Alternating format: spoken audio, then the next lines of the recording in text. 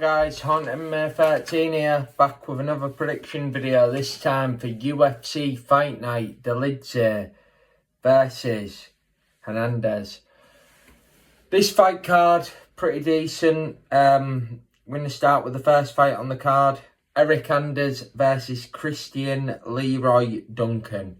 Now, Hernandez, pretty low level, likes to throw shots, likes to trade with people. Christian Leroy Duncan obviously has that flair to him. Likes to be creative in the octagon. Likes to kind of steal the show in every fight that he has.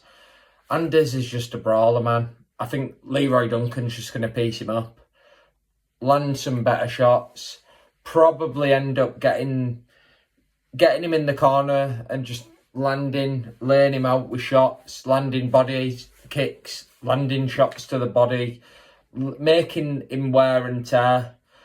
I really do think like Hernandez literally just trades in the pocket and lands shots to the head. He doesn't know about switching his shots or setting anything up. And he's facing Christian Leroy Duncan, who obviously is a bit of a technician in there. He could have, to be honest, Leroy Duncan really confuses me, man. Like, he fights someone like RoboCop and ends up just brawling with him when he could easily win. He landed an amazing elbow in that fight, and he ends up just throwing it away. I'm really a big fan of watching Christian Leroy Duncan, so I hope he can land his shots, and I hope he can get the win here and show people that he's above that level of an Hernandez, because the fact that he's at this stage of his career, 4 fights into the UFC, fighting Hernandez on an Apex card is actually a really bad reflection on his skills, because Christian Leroy Duncan is a prospect. So I'm going with Christian Leroy Duncan. I think he's going to get the finish. He's going to get him against the cage, land some body shots, wear on him, land some elbows, probably end up splitting him up and then getting the victory by stoppage. Moving on, fight number 2 on the main card. Miles Johns versus Gene Massimento. Gene Massimento, typical road to UFC bum. Miles Johns probably shouldn't be in the UFC at this point, but he's somehow stayed here. He's getting his yearly Apex performance, and he's going to get beat up. But I think Massimento, the one thing he has got over all the other UFC, road to UFC guys from that period, that era, is that he does have heart. Like a lot of these Asian guys, they have the grip strength of a 14-year-old girl, whereas Massimento, he actually has a bit of dog in him. And I think he can actually get the win here, because Miles Johns is just a bum, an America bum. Like, you know, you're going about Euro bum, America bum. So I'm actually going to go with Gene Massimento to get the victory here, just by being a bigger dog. He's facing Miles Johns, who's just not good at any aspect of MMA, apart from the fact that he's American, so he gets to be in the UFC. So Hernandez 2.0 is going to get knocked out here. I'm going with Gene Massimento by knockout. Second round, probably coming by a shot to the back of the head, because that's apparently allowed in the UFC. So I can see Gene Massimento just getting knocked out. So I'm going with him to get this win, Miles Johns. I'm going to trust him even though he's American. Moving on, fight number 3 on the main card. Andre Fili versus Christian Rodriguez. Now, Christian Rodriguez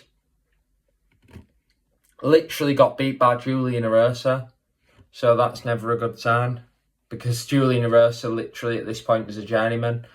Andre Fili, amazing rap career, but you can't trust him to win any fight, so we're going to have to go with Christian Rodriguez just to outstrike him and probably just end up out-brawling Andre Fili, because Andre Fili at this point, like, his best moment in his entire career is when he was doing his rap song for the I like my girls because you know the girls. Like that's literally his highlight of his career. Nathaniel Wood beat him up in London 2 years ago, and I feel like he's going to get beat up by Christian Rodriguez. Even though Rodriguez lost a fight by rear naked, I think it was by guillotine to the first round against Julian Erosa. I feel like Julian Erosa is like a kill or be killed kind of fighter. I feel like File is more of a brawler who just gets a decision win in a brawl now and again, whereas he's fighting someone here who probably can just outstrike him, and I feel like he's not going to be able to get the win.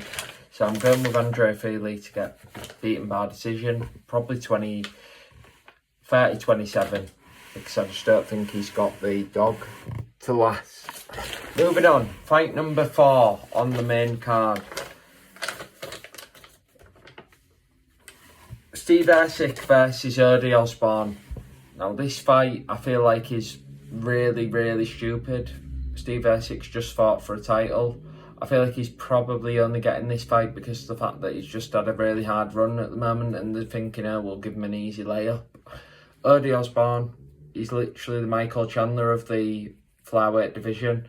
I think he's going to get really badly beaten up by Steve Ercik, piecing him up in the pocket and landing better shots, probably ending up getting him to the floor and just landing ground and pound. I think this is going to be the fight of the night where you just think, oh, this one was pointless. I think he's going to get a first round stoppage, probably just overwhelming him with shots against the cage and then landing some vicious ground and pound and getting the finish. And I just don't see the point in this fight at all, apart from the fact that they're just giving him a layup because he's had a tough run. But he's going to get the finish. I think he's going to get it in the second round, and I think it's going to be really pointless. Moving on, the last fight on the main card. The amazing Roman Dolidze versus Alex Hernandez.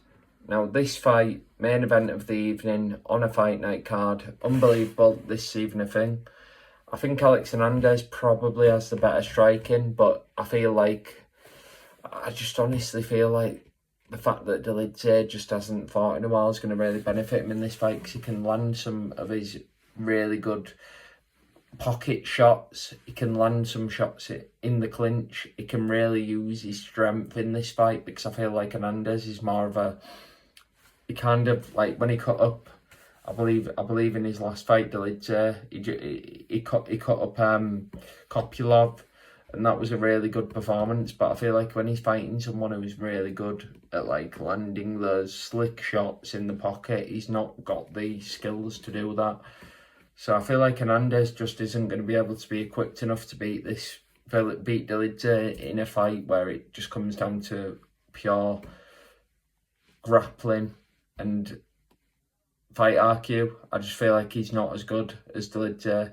So I feel like Hernandez is probably just going to get pieced up, and then he's going to get beaten probably in the clinch in the later rounds, and then he's going to get he's just going to get completely folded, probably by some kind of knee to the body.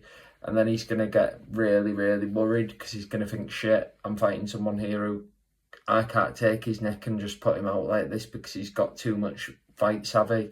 And then he's going to end up getting really frustrated by the fact that Dolidze can wrestle, grapple. And I can see him getting folded in the second by vicious body attacks and then probably a rear naked choke. So I feel like he'll get him to the ground, land some good body shots, and then rear naked choke in the second by just taking the back after landing some really hard shots to the body. Thank you guys. Tune in.